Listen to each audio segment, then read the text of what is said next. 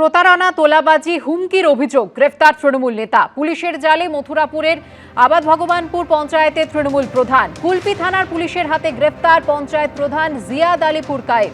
ধৃতের বিরুদ্ধে রয়েছে আর্থিক প্রতারণা, তোলাবাজি, হুমকি সহ ভুরি ভুরি অভিযোগ।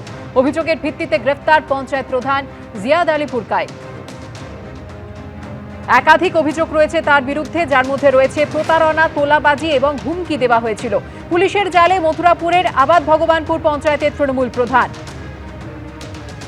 কুলপি থানার পুলিশের হাতে গ্রেফতার পঞ্চায়েত প্রধান জিয়াদ আলী পুরকায়েত।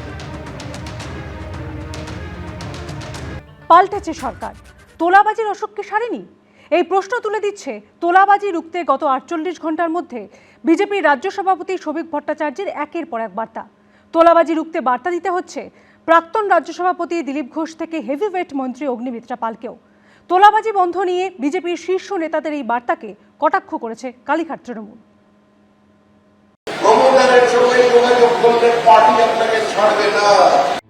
রাজনীতির রং পাল্টেছে, সরকার পাল্টেছে, কিন্তু তোলাবাজির সংস্কৃতি কি পাল্টেছে? তোলাবাজির অসুখ কি সেরেছে? তোলাবাজি সংস্কৃতি এত সহজে উঠে যাবেন ভাবার কোনো কারণ নেই।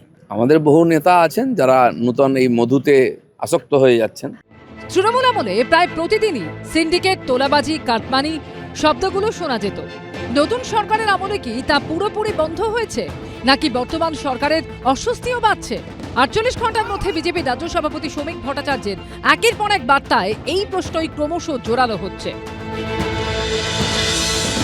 সমস্ত কিছুর সমাধান করা যায়নি।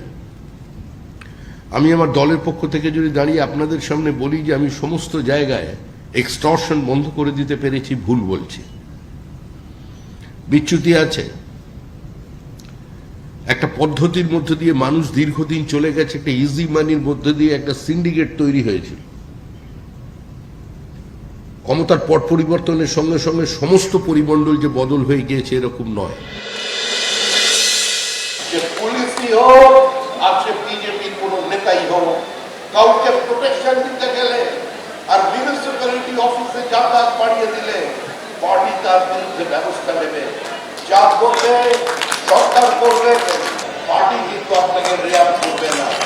তোলাবাজি রুখতে বার্তা দিতে হচ্ছে প্রাক্তন রাজ্য সভাপতি থেকে হেভিওয়েট মন্ত্রীকেও। তোলাবাজি সংস্কৃতি এত সহজে উঠে যাবেন ভাবার কোনো কারণ নেই।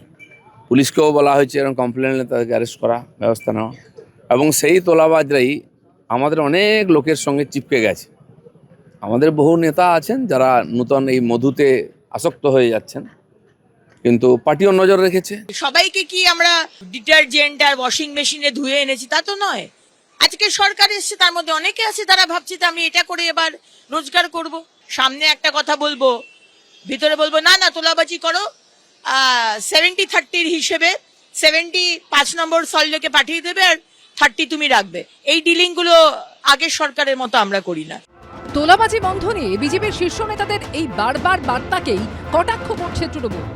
3 মাস হয়নি একটা সরকারের, সেখানে শীর্ষ নেতৃত্বকে বলতে হচ্ছে তোলাবাজি নয়, তোলাবাজি নয়, তোলাবাজি নয়।